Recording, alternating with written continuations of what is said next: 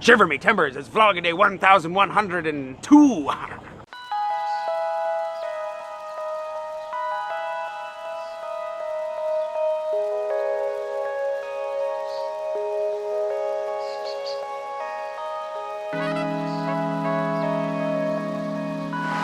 Good morning.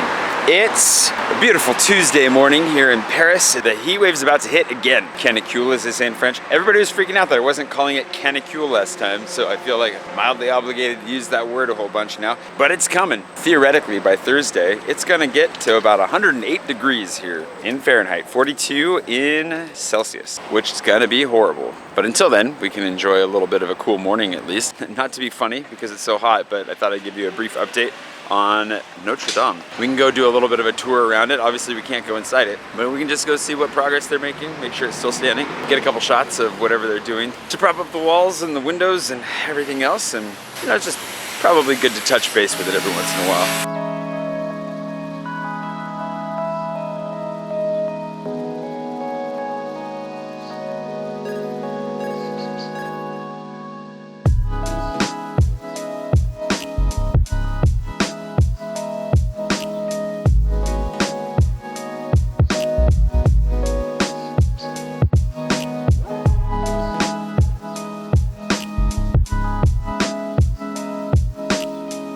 Coffee first.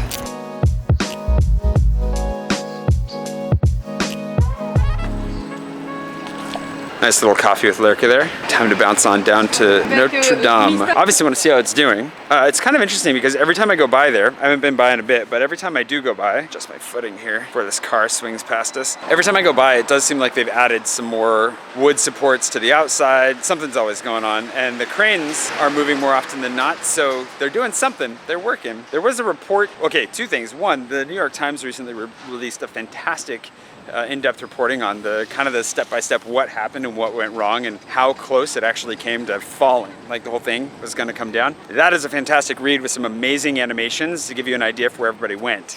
The other one that I'd seen earlier was that there's been, I guess, over $1 billion pledged for the reconstruction of the church, but a lot of that money hasn't come in yet because they're waiting to see an actual plan. Like they want to make sure that that money's going to go, you know, towards putting the church back together. So we'll see how that all comes together in the end, but hopefully, I mean, if they can keep their promise and get it done in the next 5 years before the Olympics, that'd be great, but I have no idea how long it's going to take for this church to get put back together, which is sad because I miss it, but I'll talk more about that here in a second. Let's zip around it for a second and just see what it looks like.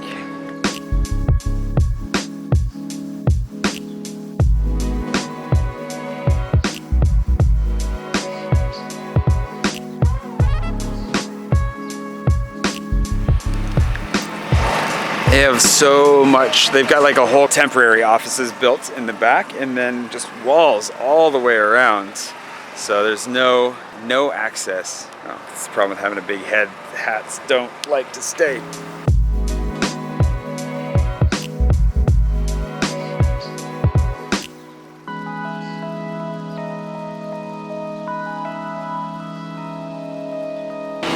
They've got some of the best photo spots blocked off. Oh, not entirely. Granted, we can't really see much from this side, so let's go around and see if we can't catch a better view from the side.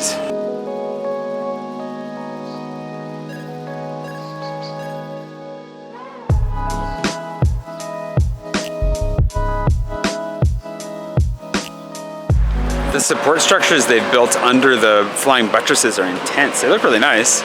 Crazy. And then the sheer volume of scaffolding that they have on the side over the rose windows, everything. They've really added a lot, especially there's scaffolding at the back too that I didn't notice until just now. All right, we'll see what it looks like from the front here too. Well, kind of the corner, and then it's gonna be hard to get right in front of it, but there's a road that we can go through. We can use the road that goes right in front of it. I think we should be able to get kind of close.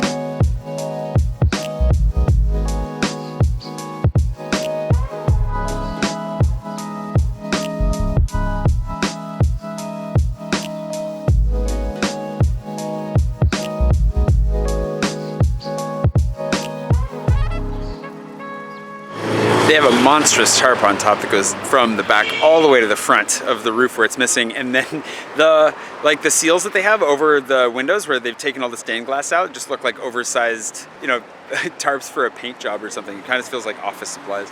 It's funny. It's really big.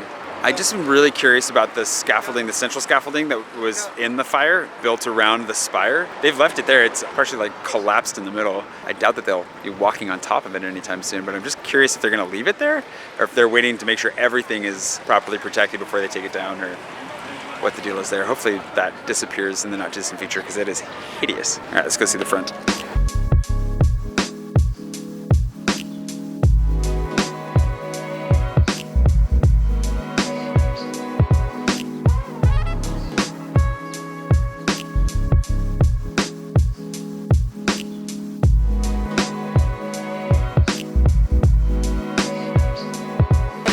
I did not realize this much of the road was blocked off.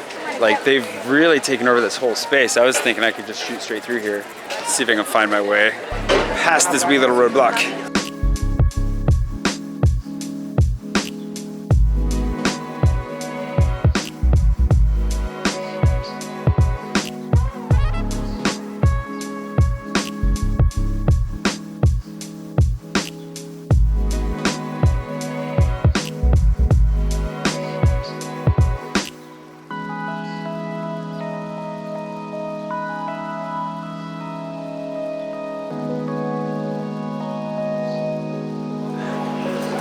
Really interesting to see how there's no scaffolding over here. You can still see the rose window, although I think all the stained glass has been taken out. I can't really tell.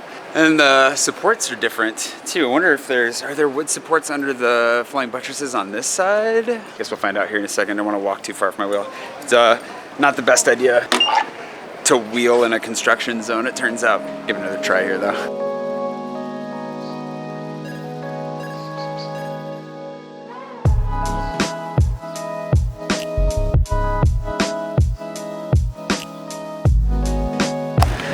Definitely congested down here. It's not too bad at the moment. It helps that Paris is pretty much emptying out right now for vacation, but that is kind of nuts. I might miss the road as much as I miss the church at this rate. Jeez, brutal. Anywho, it's good to see they're making progress. It's interesting to see all that fresh wood acting as a backup support. Hopefully everything is well protected, perfectly situated to survive forever. That's the hope. Also, still kind of blows my mind when you look and you don't see, like, it feels so stunted without the spire. It looks strange. We'll see what comes of it, and we'll see what they end up doing. They're supposed to keep the redesign. The Senate passed a rule. Well, I don't know if it's actually a law or not, but they basically passed a resolution at least saying that they had to keep the roof exactly as it was, hopefully with less lead this time, but I guess we'll find out in the end. I'm gonna run up to Trez really quick. Trez, if you've forgotten, is in the game. They're who I made a bunch of cold brew with. I'm gonna go see if I can't pick up some of that cold brew in concentrate form, because then I'm gonna take it to my office. Even though I haven't moved in yet, I can definitely share the spoils of war with them. Make sure to hook them up with some cold brew, and I just wanna have some cold brew around in general anyways. The question is, does the fridge in the office have ice trays or not? And I want some ice cubes, so we'll see how that goes. Let's pop up there and get that as fast as we can though. Also a good reminder that not only do they have cold brew at Trez, if you're looking for a delicious cold caffeination, but they've also got some fantastic cocktails. Like their bourbon lemonade is to die for. I really want one, but it's too early in the day, just as an example. So definitely worth hitting up. Check them out and then run a few errands here and see where the day takes us from there.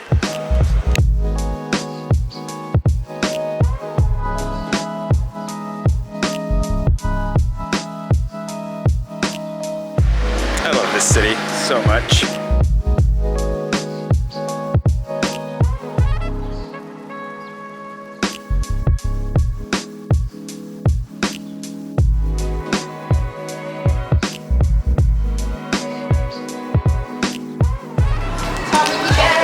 How's it going, guys? Oh my god! Hi.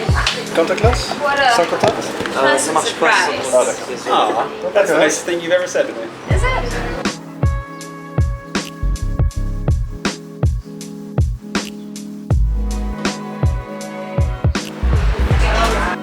That place is always great. The juice was delicious. I was gonna get a salad, but I think I'm gonna go for a simpler salad at the bakery here in a minute. Just kept me going. Those guys, they're just so nice. I love that place. Okay, make sure you go. They're almost out of stickers, so I gotta get them more stickers for the game. But if you're playing the game, make sure you let them know because they will hook you up, I think, with a free Prosecco with your drink.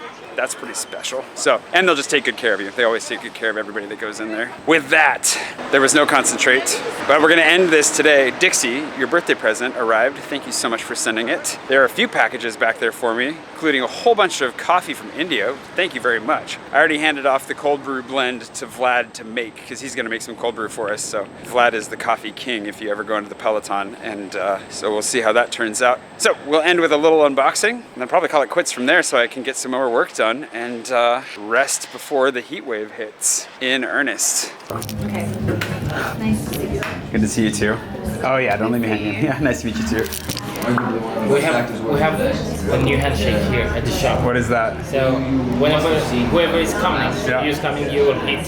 Yeah. So we were just like slapping, then hit me with a fist. So bam, bam, then I will hit you. Pop. Yeah. It will be like this. all right, so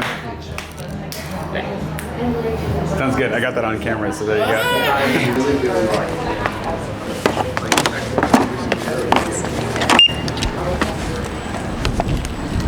Okay, delayed gratification time. I decided to wait till I have the office. It was way too crowded in there. Too crowded, too noisy, too many people. So there's a box, I have no idea what's in it. There's a box from Dixie, and then there's all the coffee. We'll go back tomorrow and try the cold brew. It sounds like Vlad's gonna have it ready for us by tomorrow. But then the rest of it, I think it sounds like a great way to celebrate getting into the office by doing a little bit of a celebratory unboxing there.